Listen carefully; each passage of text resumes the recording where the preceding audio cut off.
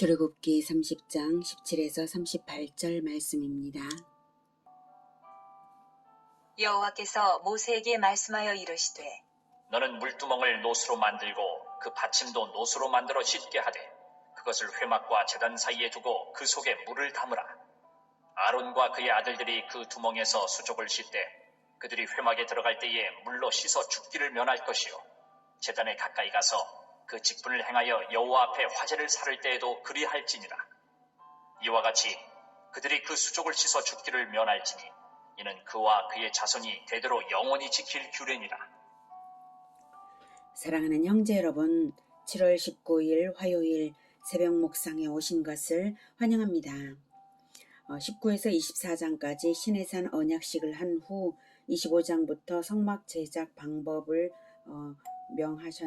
명하시는 중인데요. 19장에서 위임식 방법을 명하신 후에야 마치 깜빡 잊었던 것을 알려주기라도 하는 듯이 분향단, 물두멍, 관유, 향제조법을 30장에서 말씀 이제 하십니다. 그래서 더 중요성이 잊히지 않도록 강조되는 듯합니다. 제사장 위임식 방법을 알고 난 후에야 분향단의 중요성이 더욱 느껴지는 면이 있었죠. 17절부터는 물두멍인데요. 물두멍 역시 소홀히 하기가 쉬운데 생명이 달린 것입니다. 분향단이 기도를 소홀히 하지 않도록 가르치는 것이라면 물두멍은 구원받은 자가 일상 속에서 자기 영혼 관리를 소홀히 하지 말라는 가르침입니다. 거룩을 유지하는 일을 놓칠 때 구원을 잃을 수 있다는 것을 알게 하는 것입니다. 20절과 21절에서 두 번이나 강조하시죠. 20절 물로 씻어 죽기를 면할 것이요. 21절 그 수족을 씻어 죽기를 면할지니, 이렇게 두 번 강조하십니다. 언약 백성이라는 신분증을 가졌다고 할지라도 씻는 일을 계속하지 않으면 죽는다는 것이 분명합니다. 물두멍은 성소와 번제단 사이의 정중앙에 위치한 것인데요. 바로 이 자리에 있습니다. 번제단과 성소 가운데 있고요. 네, 이렇게 생겼습니다. 이 물두멍에서 수족을 씻어야 하는데 회막에 들어갈 때 제단에 가까이 가서 화제를 살을 때에도 수족을 씻어 죽기를 면하라고 하십니다. 죽기를 면하라는 말씀을 두 번이나 강조하시는 이것은 하나님의 일을 행함에 있어 더러움을 가진 채로 나아가서는 안 된다는 가르침으로 볼 때에 신체적인 오염만을 의미하는 것은 아닙니다. 영적인 오염이 있는지 행실에 잘못은 없는지 자신을 살피라는 가르침입니다.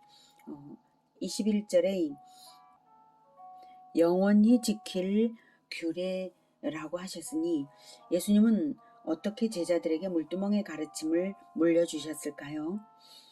예수님은 십자가 지시기 전날 밤에 제자들의 발을 씻어 주셨습니다. 바로 그것이 물두멍과 동일한 가르침입니다. 요한복음 13장 4에서 17절 보겠습니다. 저녁 잡수시던 자리에서 일어나 겉옷을 벗고 수건을 가져다가 허리에 두르시고 이에 대야에 물을 떠서 제자들의 발을 씻으시고 그 두르신 수건으로 닦기를 시작하여 시몬 베드로에게 이르시니 베드로가 이르되 주여, 주께서 내 발을 씻으시나이까? 예수께서 대답하여 이르시되 내가 하는 것을 네가 지금은 알지 못하나 이후에는 알리라. 베드로가 이르되 내 발을 절대로 씻지 못하시리이다. 예수께서 대답하시되 내가 너를 씻어주지 아니하면 내가 나와 상관이 없느니라. 시몬 베드로가 이르되 주여, 내 발뿐 아니라 손과 머리도 씻어 주옵소서. 예수께서 이르시되 이미 목욕한 자는 발밖에 씻을 필요가 없느니라. 온몸이 깨끗하니라. 너희가 깨끗하나 다는 아니니라. 하시니 이는 자기를 팔 자가 누구인지 아심이라. 그러므로 다는 깨끗하지 아니하다 하시니라. 그들의 발을 씻으신 후에 옷을 입으시고 다시 앉아 그들에게 이르시되 내가 너희에게 행한 것을 너희가 아느냐? 너희가 나를 선생이라 또는 주라 하니 너희 말이 옳도다. 내가 그러하다. 내가 주와 또는 선생이 되어 너희 발을 씻었으니 너희도 서로 발을 씻어주는 것이 옳으니라. 내가 너희에게 행한 것 같이 너희도 행하게 하려 하여 본을 보였노라. 내가 진실로 진실로 너희에게 이르노니 종이 주인보다 크지 못하고 보냄을 받은 자가 보낸 자보다 크지 못하나니 너희가 이것을 알고 행하면 복이 있으리라. 네, 14, 15절에 내가 주와 또는 선생이 되어 너희 발을 씻었으니 너희도 서로 발을 씻어주는 것이 옳으니라. 내가 너희에게 행한 것 같이 너희도 행하게 하려 하여 본을 보였노라 하시죠. 그 당시에 손님의 발을 씻어주는 역할은 노예가 하는 일이었습니다. 예수님께서 행위 비유로 교훈을 주시는 것인데요. 이 말씀의 의미는 제자화를 하되 제자의 발을 씻어주는 종처럼 제자를 가르침으로 섬기라는 말씀입니다. 아론의 아들들을 씻기는 것을 모세가 했던 것처럼 하시는 것입니다. 출애굽기 29장 4절에서는 너는 아론과 그의 아들들을 회막문으로 데려다가 물로 씻기라고 하셨죠. 여기서 너는 모세입니다. 그리고 출애굽기 40장 12절에서도 너는 또 아론과 그 아들들을 회막문으로 데려다가 물로 씻기라고 하셨고요. 레위기 8장 6절에서도 모세가 아론과 그의 아들들을 데려다가 물로 그들을 씻겼습니다. 모세가 이렇게 씻어주는 것이 왜 그렇겠습니까? 바로 예수님께서 제자들을 씻어주시는 것의 예표이고요. 또 스승이 제자들을 씻어주라는 그러한 상징 행위죠.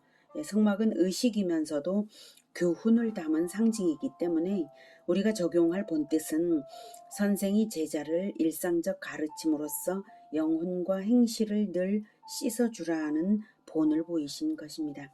이미 목욕한 자라도 발은 씻어야 하듯이 이미 믿는 자라도 일상의 죄악을 날마다 회개함으로써 정결하게 해야 함을 일깨웁니다. 매일의 가르침으로 씻어주는 것의 목표는 바로 16, 17절에서 예수님께서 말씀을 하십니다. 내가 진실로 진실로 너희에게 이르노니 종이 주인보다 크지 못하고 보냄을 받은 자가 보낸 자보다 크지 못하나니 너희가 이것을 알고 행하면 복이 있으리라. 네, 제자를 가르쳐 보내는 것, 즉 제자화의 사명을 주어서 파송하는 것을 목표로 하라는 말씀이죠. 파송하는 자가 큰 자입니다. 파송하기 위해서는 파송받기를 결단하기까지 가르쳐야 하며 파송받을 만큼 자립되게 가르쳐야 합니다. 그러니 파송하는 자가 자기 자신의 선교적 실천을 행함으로 본을 보이면서 가르칠 수밖에 없습니다. 행하며 가르치는 자는 천국에서 크다 일컬음을 받는다고도 하셨죠. 행함이 없으면 사실 제자화는 제자화가 아닙니다. 제자와의 연단은 진리로 거룩하게 하는 것인데 그것은 끊임없는 가르침과 행하며 모범으로 되는 것입니다. 발을 씻어주신 것은 노예처럼 가르침으로 섬기는 스승이 되라는 말씀입니다. 씻음 받기를 사양하는 베드로에게 8절에서는 내가 너를 씻어주지 아니하면 네가 나와 상관이 없느니라 라고까지 말씀하신 것을 보면 가르침으로 씻어주지 않으면 사제관계든 언약관계든 아니다라는 것을 확인할 수 있습니다. 그렇습니다. 우리가 누군가를 진리로 교육하지 않으면 그리고 모범으로 교육하지 않으면 우리는 이 세상을 그리스도인으로 살아내는 것이 아닙니다. 그리고 그 진리 교육은 반드시 자주 주어져야 한다는 것입니다. 제단에 제사를 드리는 일은 하루에도 최소한 2번 있었던 것이고요. 성소에 들어가는 일도 최소한 하루에 2번 이상 들어가는 일입니다. 매번 모세가 직접 씻어준 것은 아니라 할지라도 씻도록 감독할 책임은 지도자에게 있는 것이 분명합니다. 내가 너를 씻어주지 아니하면 네가 나와 상관이 없느니라. 네, 예수 제자 여러분, 제가 개인적으로는 진리를 가르쳐드리지는 못하고 있지만 이렇게 새벽 묵상과 저녁 묵상을 유튜브에 게시해서 온라인 사역으로 하고 있습니다. 이 작은 한 조각 진리일지라도 여러분이 성실히 받아서 실천도 하고 가르침대로 기도함으로써 늘 진리로 거룩하게 씻는 그러한 시간이 되기를 바랍니다. 날마다 예수님의 진리로 씻는 것, 이것이 없으면 우리가 예수님과 상관이 없습니다. 날마다 내가 제자를 진리로 씻게 하는 것, 이것이 없으면 나는 제자들과 상관이 없다는 뜻입니다. 부디 날마다 진리로 씻으시고 서로 씻어주는 우리 모두가 되기를 기원합니다. 다음은 22절부터는 관유 제작 방법입니다.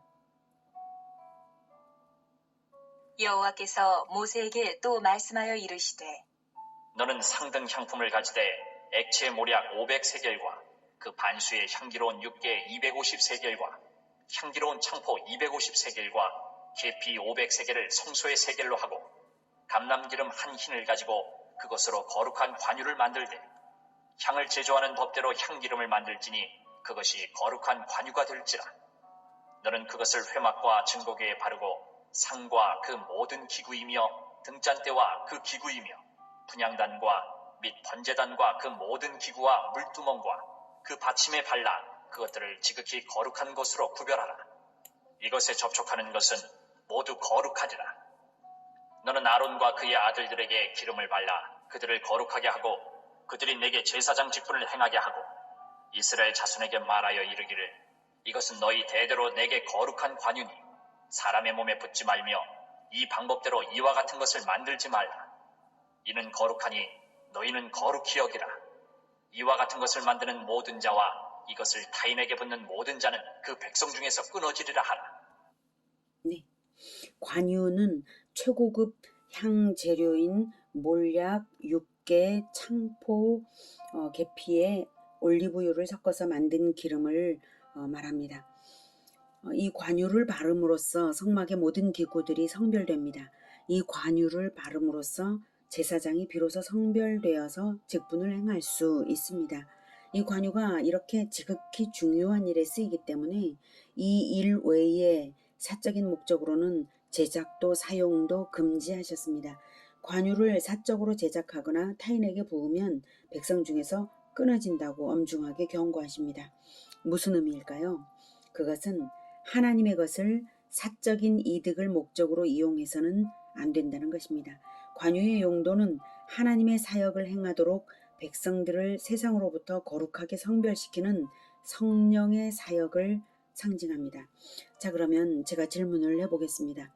부당한 용도로 관유를 사용하는 것이 천국 공동체로부터 제거될 죄라면 반대로 관유를 바르는 시점에는 정당한 대상에게 행했다고 칩시다. 그런데 그 후에 그 대상의 행위가 하나님께 합당하지 않으면 어떻게 되겠습니까? 마찬가지로 하나님의 백성 공동체에서 끊어질 죄가 되지 않을까요? 결과적으로 동일하니까요. 그런 사례가 실제로 있었습니다. 홈니와 비느하스의 아버지 엘리 제사장은 관유를 발라 제사장이 된 자기 아들들에게 율법을 제대로 가르치지 않았기 때문에 홈니와 비느하스는 제단의 제물을 바치기도 전에 제물을 탈취하는 일을 아무렇지도 않게 저지르곤 했습니다. 홈니와 비느하스에게 있어서 제사는 하나님을 위한 것이 아니라 자기들 배를 위한 것일 뿐이었습니다. 그래서 하나님의 저주가 선언이 되었습니다. 사무엘상 2장 31에서 33절에 보라, 내가 내 팔과 내 조상의 집 팔을 끊어 내 집에 노인이 하나도 없게 하는 날이 이를지라. 이스라엘에게 모든 복을 내리는 중에 너는 내 처소의 환난을 볼 것이요 내 집에 영원토록 노인이 없을 것이며 내 제단에서 내가 끊어버리지 아니할 내 사람이 내 눈을 쇠잔하게 하고 내 마음을 슬프게 할 것이요 내 집에서 출산되는 모든 자가 젊어서 죽으리라. 네, 제사장인 홈니와 비느하스가 제물의 목적을 자기들을 위한 것으로 바꿔버렸기 때문에 엘리가 이런 선언을 받았습니다.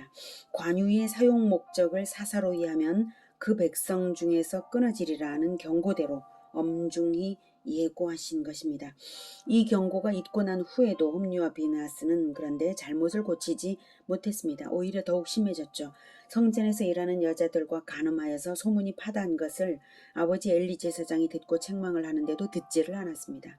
평소 아버지가 늘 가르쳤다면, 평소 아들들이 늘 가르침을 받고 있었다면 그런 엄중한 훈계를 듣지 않을 수가 있겠습니까? 엘리는 평소 진리의 가르침 없이 제사 행위를 그저 형식적인 종교 행위로만 행했다는 것이고, 아들들은 제사 행위를 자기들 배를 위한 종교 장사쯤으로 바꿔 버렸던 것이기에 그런 일이 벌어진 것입니다. 관유로 기름 부을 때는 문제가 없었을지라도 훗날에 점점 변질되어서 그 영혼들이 변질되어서 훗날에 용도가 사사로이 변질되어 버린 것입니다. 관유의 용도가 사사로이 변질된 거랑 마찬가지인 것이 됐죠. 하나님을 위하는 목적으로만 살아야 할 제사장들이 자기 배를 위해 살았으니 자기들의 영혼을 물두멍에 씻지 않아서 기름 부음의 거룩함을 훼손한 것입니다. 이미 목욕을 한 자일지라도 물두멍에서는 날마다 수시로 씻어야 하듯이 우리 인생의 목적이 하나님의 영광만을 위한 것임을 거듭 기억하며 이기적인 목적, 정욕적인 목적으로 살았던 것을 날마다 회개하며 씻어내야 하는 것입니다. 씻어내지 않으면 성령을 소멸하게 되고 예배가 자기 영광을 위하거나 종교장사로 변질될 위험이 있는 것입니다. 대제사장 가문은 이스라엘 전체의 생명을 책임진 가문인데 엘리의 아들들이 그 자리를 물려받을 것인데 아들들을 씻지 않고 방탕에 내버려둔 것이 얼마나 큰 죄입니까? 그래서 경고를 들었음에도 고치지 못했기에 하나님은 성전에서 엘리를 만나주지 않으시고 어린 사무엘을 찾아와서 엘리 집의 심판을 확정적으로 선언하셨습니다. 사무엘상 3장 12에서 14절에 내가 엘리의 집에 대하여 말한 것을 처음부터 끝까지 그날에 그에게 다 이루리라. 내가 그의 집을 영원토록 심판하겠다고 그에게 말한 것은 그가 하는 죄악 때문이니 이는 그가 자기의 아들들이 저주를 자청하되 금하지 아니하였음이니라. 그러므로 내가 엘리의 집에 대하여 맹세하기를 엘리 집의 죄악은 제물로나 예물로나 영원히 속죄함을 받지 못하리라 하였노라. 하셨더라. 네. 성령을 받은 사람은 하나님의 것으로서 하나님의 영광을 위하는 목적으로 살아야 합니다. 일상과 생업에 있어서도 근본 목적은 하나님의 영광을 위한 것이어야 합니다. 하물며 종교 행위가 사적인 목적을 위하게 된다면 하나님의 것을 탈취하여서 사적으로 전용한 것이나 마찬가지입니다. 성직 매매나 다름없습니다. 성직은 이기적인 목적으로 차지하는 자리가 아니고 이기적인 목적을 완전히 버리고 서는 자리입니다. 모든 일의 동기와 목적이 오직 하나님의 영광을 위하는 것이 되도록 자기 영혼을 씻고 또 씻는 자리가 바로 성직입니다. 목회자가 아닌 사람은 어떨까요? 목회자가 아니라서 이기적인 목적을 위해 일을 해도 괜찮을까요? 결코 그렇지 않습니다. 성직이 아닌 일반 직업이라 할지라도 우리 그리스도인들은 하나님의 영광을 위해 세상을 섬기는 것이 바로 직업을 가진 이유입니다. 돈을 위해 일해서는 안 되는 것입니다. 돈은 다만 직업 수행의 결과로서 딸려오는 것이지 돈 그 자체만이 목적이 되어서는 안 되는 것입니다. 성령을 받은 자들이기 때문에 하나님을 위해 성별되어서 그렇습니다. 무슨 일을 하냐가 중요한 것이 아니라 목적과 의도가 하나님을 위한 것이냐 인간을 위한 것이냐에 따라 하나님의 영광을 높이거나 천국에서 끊어지거나 하는 운명이 되는 것입니다. 향의 제주에 대한 가르침도 동일한 원리를 주십니다. 34절부터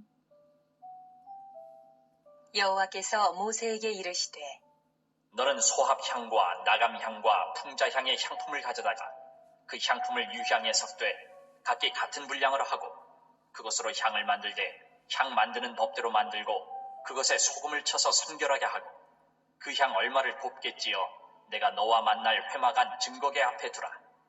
이 향은 너희에게 지극히 거룩하니라. 내가 여호와를 위하여 만들 향은 거룩한 것이니 너희를 위하여는 그 방법대로 만들지 말라.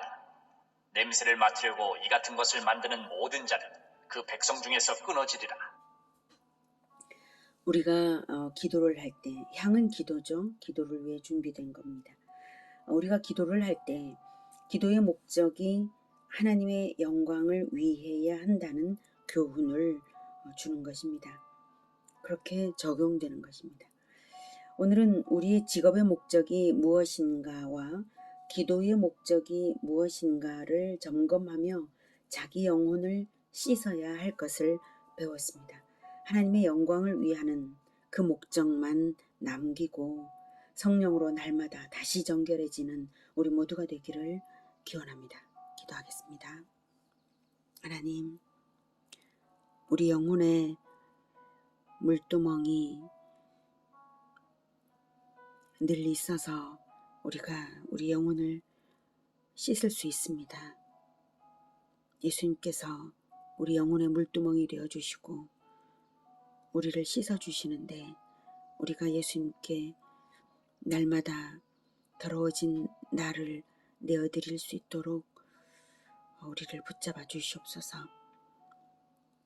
그리고 우리의 삶의 목적이, 직업의 목적이, 그리고 예배의 목적이 오직 하나님의 영광만 위하는 것이 될 수 있도록 우리의 마음 중심을 늘 씻어 주시옵소서. 우리가 그렇게 하겠습니다.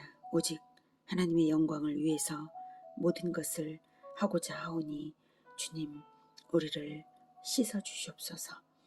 그리고 우리의 기도가 이기적인 목적이 아니라 오직 하나님의 영광을 위하여서 하나님께 기도를 올려드려서 하나님께서 지극히 향기로운 그러한 향으로 우리의 기도를 받으며 기뻐하실 수 있도록 주님, 우리의 기도를 정결케 하여 주시옵소서. 예수님의 이름으로 기도드립니다. 아멘. 이어지는 시간은 개인 기도 시간입니다.